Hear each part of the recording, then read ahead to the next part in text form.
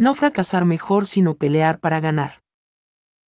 Por Mark Fisher *11 enero, 2024. Tomado de https://cajanegraeditora.com.ar no fracasar mejor sino pelear para ganar El realismo capitalista, para resumirlo brevemente, puede ser visto, a la vez, como una creencia o como una actitud. Es una creencia que el capitalismo sea el único sistema político-económico viable, y una simple reafirmación de la vieja máxima thatcheriana: no hay alternativa. Gente como Paul Mason viene diciendo, desde 2011, que ha habido un aumento significativo de la militancia global, incluidos varios levantamientos, y que esto representa el fin del realismo capitalista. Claramente esto no es así. Es verdad que la enorme crisis del capitalismo de 2008 condujo a una situación en la que el capital pasó a ser ideológicamente más débil que en ningún otro momento de mi vida, y que dio como resultado una extendida desafección. Pero la pregunta es, ¿por qué aún así el realismo capitalista todavía existe? En mi opinión, es porque nunca se trató necesariamente de la idea de que el capitalismo era un sistema particularmente bueno.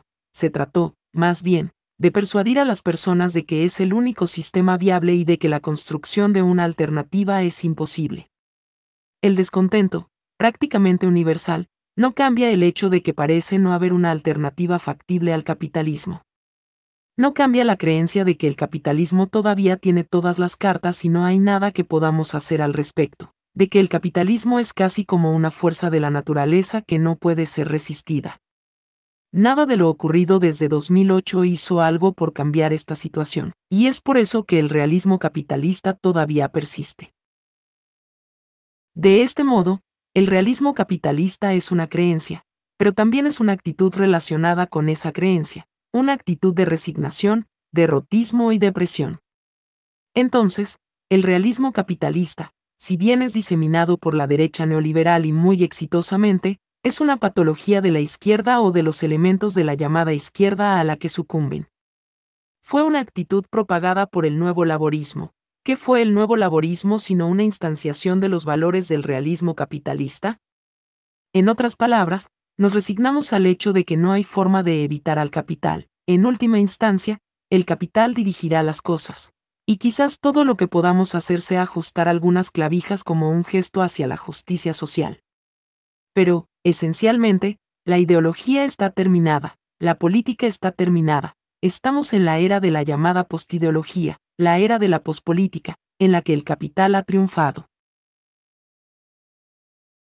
Esta presentación del nuevo laborismo, denominada pospolítica, fue uno de los modos en los que el realismo capitalista se impuso a sí mismo en el contexto británico. Sin embargo, hay un problema en ver al realismo capitalista solo como una creencia y una actitud, ya que ambas se basan en la psicología individual. La discusión que necesitamos instalar debe preguntarse de dónde provienen esas creencias y actitudes, ya que con lo que estamos lidiando es con la descomposición social que las produjo. Para ello, realmente necesitamos una narrativa sobre el declinar de la solidaridad y el declinar de la seguridad. El proyecto neoliberal alcanzó sus objetivos al socavarlas. El realismo capitalista es, entonces, también una reflexión sobre la recomposición de varias fuerzas sociales. No se trata solamente de que las personas sean persuadidas para creer ciertas cosas, sino de que las creencias que las personas tienen reflejen el modo en que las fuerzas sociales se componen en el realismo capitalista. Nunca se trató necesariamente de la idea de que el capitalismo era un sistema particularmente bueno, se trató, más bien, de persuadir a las personas de que es el único sistema viable y de que la construcción de una alternativa es imposible. Modernización N. El debilitamiento de los sindicatos probablemente sea el factor más importante en el ascenso del realismo capitalista para el común de la gente. Hoy nos encontramos en una situación en la que todos desprecian a los banqueros, al capitalismo financiero y al nivel de control que estas personas todavía tienen sobre nuestras vidas. Todo el mundo está espantado por el saqueo y la evasión fiscal, pero al mismo tiempo hay un sentimiento de no poder hacer nada al respecto. ¿Y por qué llegó a ser tan poderoso ese sentimiento? porque realmente no hay un agente que pueda mediar entre los sentimientos que las personas tienen y su organización. El efecto es que el descontento puede extenderse, pero, sin ese tipo de agente, permanecerá en el nivel de la desafección individual. Así fácilmente se convierte también en depresión, una de las historias que intenté contar en mi libro Realismo Capitalista. Allí me ocupo de la asociación entre la pospolítica, la postideología, el ascenso del neoliberalismo y el de la depresión que va unido a este, particularmente entre los jóvenes. Llamo a este proceso la privatización del estrés. No es mi intención hacer depender todo del debilitamiento sindical. Los sindicatos son solo un ejemplo de lo que ha sido removido de la infraestructura psíquica y política de la vida de las personas durante los últimos 30 o 40 años. Sin embargo, en el pasado, si tu paga o las condiciones laborales empeoraban, podías acudir a los sindicatos y organizarte. En cambio, hoy, se nos incentiva, si, por ejemplo, aumenta nuestro estrés laboral, a verlo como un problema propio que debe ser tratado individualmente. Debemos tratarlo a través de la automedicación, a través de antidepresivos, que cada vez son más prescritos, o, si tenemos suerte, a través de la terapia. Pero estas preocupaciones, experimentadas hoy como patologías psíquicas individuales, en verdad no tienen sus raíces en la química cerebral, ellas residen en el amplio campo social, pero como ya no existe un agente, un mediador, para una acción colectiva de clase, no hay modo de abordarlo. Otro modo de llegar a esta historia es a través de la reestructuración del capital a fines de los 70 y comienzos de los 80 con la llegada del posfordismo. Este implicó una creciente implementación de condiciones laborales precarias, de la producción justo a tiempo del toyotismo y de la tenebrosa palabra flexibilidad. Debemos doblegarnos ante el capital, sea lo que sea que el capital quiera, estamos obligados a doblegarnos y lo vamos a hacer. Por una parte, existía ese tipo de mandato, pero también, al menos, había otros estímulos en los 80. El neoliberalismo no solo golpeaba a los trabajadores, incentivaba a las personas a no identificarse más como trabajadores. Su éxito consistió en su capacidad de seducción para que abandonen esa identificación y la conciencia de clase. La genialidad que se hallaba en el centro del thatcherismo puede verse en la subasta de las viviendas sociales, porque junto al incentivo directo de ser dueño de tu propia casa había una narrativa sobre el tiempo y la historia, por medio de la cual Thatcher y las personas como ella buscaban hacer que tu vida fuera más libre. Ellas se oponían a los que habían quedado atrapados en el barro, a los burócratas centralizados que querían controlar nuestra vida. Eso implicó un aprovechamiento muy exitoso de los deseos que se habían desarrollado, especialmente a partir de los 60. Parte del problema fue la ausencia de una respuesta de la izquierda al posfordismo. En su lugar hubo, podríamos decir, un apego a la comodidad de los viejos antagonismos. Hemos internalizado la historia de que existía un fuerte movimiento obrero que dependía de la unidad. ¿Cuáles fueron las condiciones para que exista? Bueno, había trabajo fordista, la concentración de los trabajadores en espacios confinados, el dominio de la fuerza de trabajo industrial compuesta por obreros masculinos, etc. El quiebre de esas condiciones amenazó con quebrar al movimiento obrero. Emergió una gran cantidad de luchas diferentes, que condujeron al socavamiento del propósito común, que el movimiento obrero, alguna vez, tuvo. Pero ese tipo de nostalgia por el fordismo fue, en realidad, peligroso. El fracaso no había sido el fin del fordismo, sino que no existiera una visión alternativa de la modernidad que pudiera competir con el relato neoliberal. De hecho, el neoliberalismo se adueñó de la palabra modernización. Si se escucha esta palabra en los programas de noticias, es sinónimo de neoliberalización. Siempre que hay una disputa, digamos, por ejemplo, en el correo real, las expresiones que se utilizan son algo así como, el correo real intenta modernizarse, pero los trabajadores se oponen a sus planes. Cuando dicen modernizar, en realidad, quieren decir privatizar y neoliberalizar. Ya vimos esto con el blairismo, los que querían modernizar el Partido Laborista, en verdad querían neoliberalizarlo. Por supuesto, si te opones a la modernización, debes estar desconectado de la realidad o te encuentras inmediatamente a la defensiva. Pareciera que la izquierda casi se lo creyó, y el único modo de modernizar fue acomodarse, de alguna manera, al capital. El error opuesto, sin embargo, fue pensar que las cosas podían permanecer como estaban antes. Y ese discurso era realmente muy peligroso. El desafío era inventar un izquierdismo posfordista, un proyecto que había comenzado en los 80. Pero, pronto esto se descarriló, ya que todo intento fue visto como una rendición frente al blairismo, incluso si no era el caso. Cuando dicen modernizar, en realidad, quieren decir privatizar y neoliberalizar. Por supuesto, si te opones a la modernización, debes estar desconectado de la realidad o te encuentras inmediatamente a la defensiva. Deuda. Hay muchas dimensiones diferentes del realismo capitalista en la educación, pero otra fundamental es, lisa y llanamente, la deuda. Lo que es interesante es que luego de la falsa paz, supongo que así podríamos llamarla tras el 2008, en la que nada realmente significativo ocurrió en términos de demostraciones públicas de ira, la primera manifestación real de descontento fue el movimiento estudiantil de 2010. Justo antes de que ocurriera, le dije a un amigo que iba a suceder alguna expresión de ira por los recortes a la educación superior, y él respondió, en consecuencia, que eso no iba a ocurrir, que solo era una nostalgia revolucionaria de mi parte. No cuento esta historia para adjudicarme una visión profética especial, sino para ilustrar el hecho de que su visión parecía ser la realista. Ciertamente no había habido ningún signo de que esa ira estalle. Pero sí estalló a fines de 2010. ¿Por qué ocurrió eso? ¿Qué es lo que se estaba discutiendo en relación a los costos? Claramente, la retórica sobre el pago de la deuda es absurda, en la medida en que cualquiera puede dar a entender cualquier cosa en la economía nigromántica que rodea a los costos universitarios.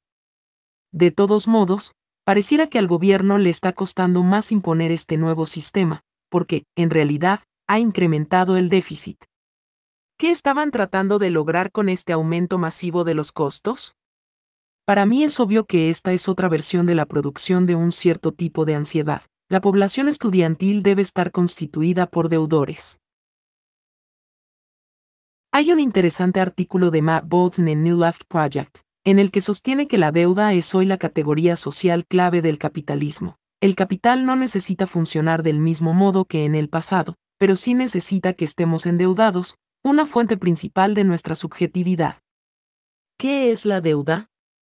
Es también una captura del tiempo, de nuestro futuro.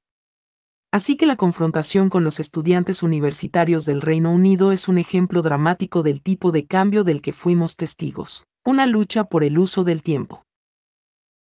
¿Cómo era la universidad a la que yo asistí? En primer lugar, no tuve que pagar la matrícula de admisión, en segundo lugar, recibí una beca de manutención, por medio de la cual, si eras bastante austero, era posible vivir. En otras palabras, había un tiempo financiado por fuera de la actividad frenética del trabajo. Digo esto porque hoy el trabajo ha pasado a ser un simple medio para pagar deudas. El artículo de New Left Project discute contra un absurdo libro Tory de derecha, Britannia Unchained, donde se afirma que Gran Bretaña ha sido encadenada, y que esas cadenas hoy están rotas. ¿Cómo somos libres ahora? Podemos trabajar más tiempo y más duro, incluso más duro que los chinos, porque tenemos que hacer un trabajo de explotación sobre nosotros mismos mucho mejor del que hicimos hasta ahora. Pero la realidad del trabajo es que no paga lo suficiente y es por eso que estamos endeudados. Este gobierno ha intentado moralizar la deuda. Esto es análogo a la absurda aseveración que sigue haciendo. El gobierno opera de un modo neurolingüístico, creyendo que si repite algo la suficiente cantidad de veces, entonces se volverá verdadero, de que la crisis fue causada por el exceso de gasto del nuevo laborismo, tal como si un individuo hubiera agotado sus tarjetas de crédito. Por supuesto, no fue para nada un fracaso moral cuando todas las personas confiaron en sus tarjetas de crédito, fue inevitable. Más importante, la economía entera hoy necesita que las personas estén endeudadas, están cumpliendo sus deberes con el capital. Ese deber con el capital en el pasado es utilizado como una nueva razón en el presente para explotarlas más, recortar los servicios públicos y sus estándares de vida. Sería gracioso, si no fuera tan grotesco. Pero esta personalización ridícula de la deuda, como si fuera un fracaso moral, es el meollo del realismo capitalista. En relación con esto, se encuentra la reducción del tiempo que puede destinarse a otros propósitos que no sean el tipo de ansiedad relacionada con el mundo del trabajo. Aquel libro Tory es, en realidad, parte del intento de imponer esa ansiedad. Después de todo, no trabajamos lo suficiente. Lo que hemos visto con el gobierno de la coalición es el cierre sistemático de los espacios en los que el tiempo podía ser usado de un modo diferente. Esto tiene un impacto masivo en la cultura, porque es dentro de esos espacios donde puede producirse una cultura alternativa de cualquier tipo. Muchos de los principales desarrollos de la cultura popular desde la década del 60 fueron facilitados por el espacio provisto por el estado de bienestar, las viviendas sociales, etc. Equivalían a un tipo de financiamiento indirecto de la producción cultural. Con esos espacios cerrados, gran parte de la cultura del capitalismo tardío en Gran Bretaña está moribunda, miserable, repetitiva y homogénea.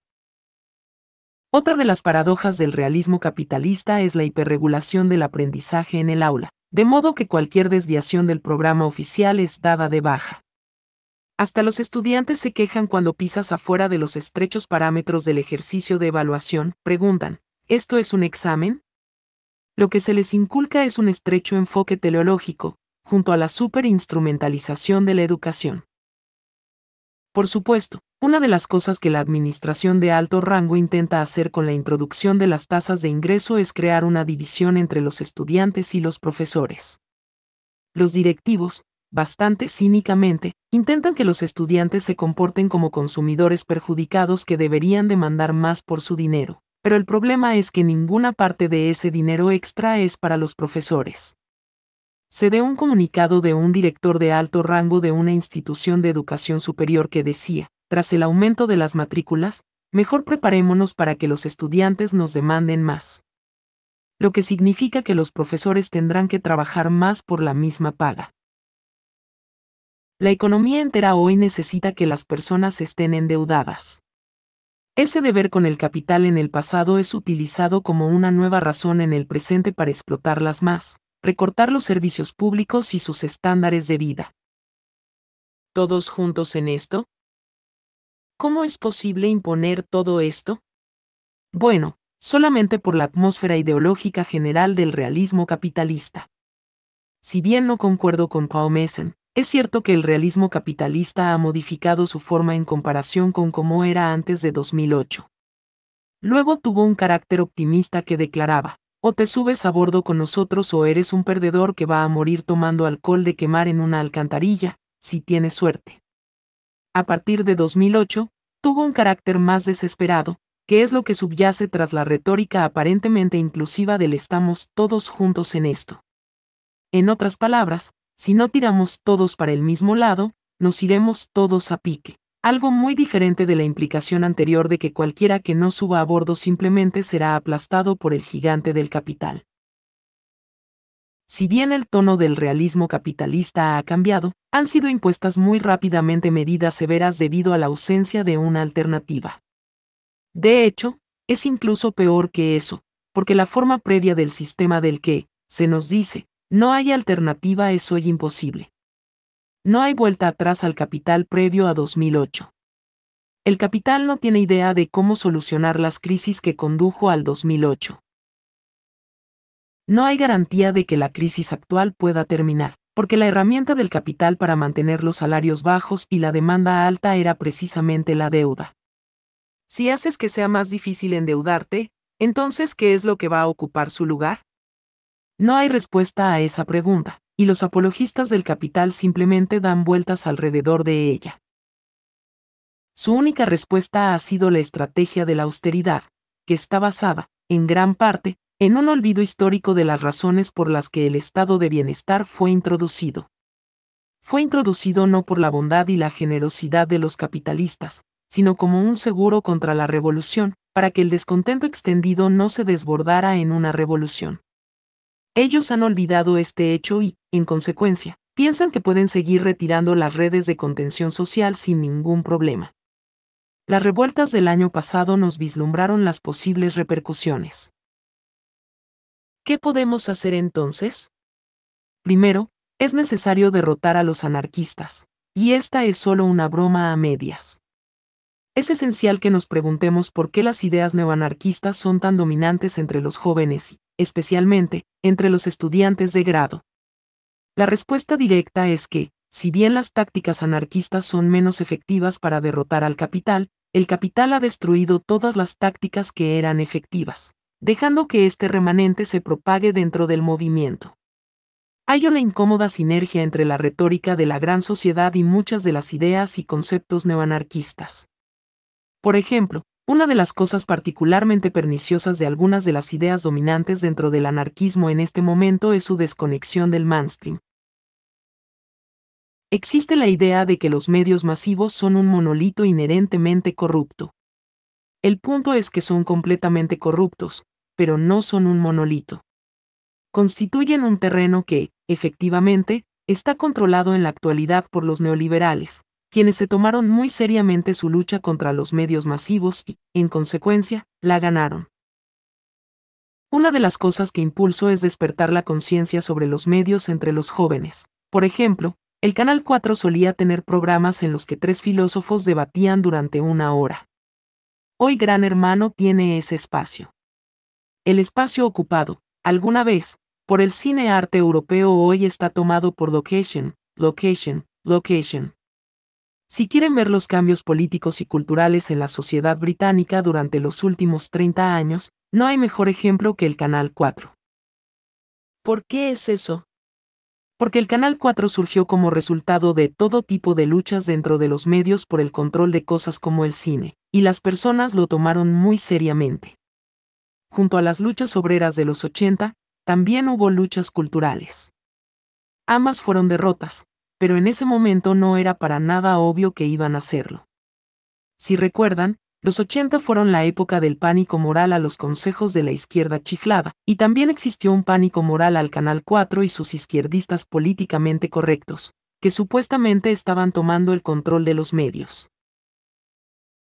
Esto es en parte lo que quiero decir cuando me refiero a una modernidad alternativa, una alternativa a la modernidad neoliberal, que, en muchos sentidos, es solo un regreso al siglo XIX. Pero la idea de que la cultura masiva está inherentemente cooptada, y que todo lo que podemos hacer es retirarnos de ella, está profundamente equivocada. Lo mismo vale para la política parlamentaria.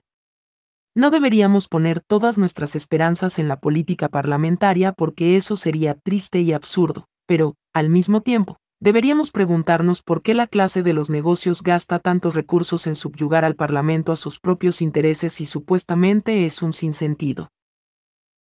Una vez más, la idea neoanarquista de que el Estado está terminado, de que no necesitamos participar en él para nada es profundamente perniciosa. No es que la política parlamentaria vaya a lograr mucho por sí misma. Si consideras que ese es el caso, la lección práctica de lo que ocurre fue el nuevo laborismo. Poder sin hegemonía, eso es lo que efectivamente fue el nuevo laborismo. Pero eso es inútil. No podemos esperar lograr algo solamente a través de la máquina electoral. Sin embargo, es difícil imaginar cómo podrían tener éxito las luchas sin ser parte de un conjunto. Tenemos que recuperar la idea de que lo que hay que hacer es ganar las luchas hegemónicas de la sociedad en diferentes frentes y al mismo tiempo. Dado que los movimientos anticapitalistas surgidos en los 90, en última instancia, no han conseguido nada, provocaron que el capital no se preocupe por nada, y ha sido muy fácil reconducirlos. Esto se debe a que han ocurrido en las calles, ignorando la política de los lugares de trabajo y de lo cotidiano. Eso hace que los trabajadores comunes lo sientan como algo lejano, ya que con los sindicatos, a pesar de todos sus defectos, al menos había una conexión directa entre la vida cotidiana y la política. Esa conexión falta hoy, y los movimientos anticapitalistas no la han provisto. La estrategia de la austeridad está basada en el olvido histórico de las razones por las que el estado de bienestar fue introducido. No por la generosidad de los capitalistas, sino como un seguro contra la revolución, para que el descontento extendido no se desbordara. Coordinación N. Me parece que la cuestión fundamental hoy es la coordinación. Muchos de los debates sobre centralización versus descentralización, verticalismo versus horizontalidad ocultan los problemas reales, que tienen que ver con cuál es la forma más efectiva de coordinación contra el capital. La coordinación no requiere de la centralización. Las cosas no tienen que estar centralizadas para tener un propósito común. Debemos resistir a la falsa oposición que proviene del modo en que son narrativizadas las ideas neoanarquistas. Obviamente todos los movimientos anticapitalistas, hasta Occupy, han conseguido movilizar la desafección, pero no han sido capaces de coordinarla de un modo que le cause problemas a largo plazo al capital. ¿Cómo se podría coordinar el descontento? ¿Y cómo podría convertirse la desafección ambiental en un antagonismo sustentable? La falta de sustentabilidad de estos antagonismos es, junto a ellos, parte del problema. Otro problema que tienen, y que mi colega Jeremy Gilbert ha planteado, es su falta de memoria institucional.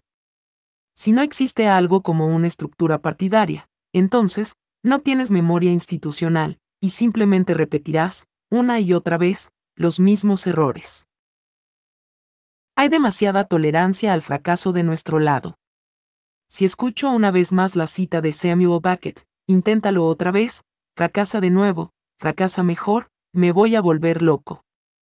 ¿Por qué siquiera pensar en esos términos? No hay honor en el fracaso, aunque tampoco hay vergüenza si intentaste vencer. En lugar de ese estúpido eslogan, deberíamos proponernos aprender de nuestros errores para tener éxito la próxima vez. Las probabilidades pueden acumularse de tal modo que continuemos perdiendo, pero el punto es aumentar nuestra inteligencia colectiva. Eso requiere, si no una estructura partidaria al viejo estilo, al menos algún tipo de sistema de coordinación y algún sistema de memoria. El capital lo tiene, y nosotros también lo necesitamos, si queremos ser capaces de contraatacar.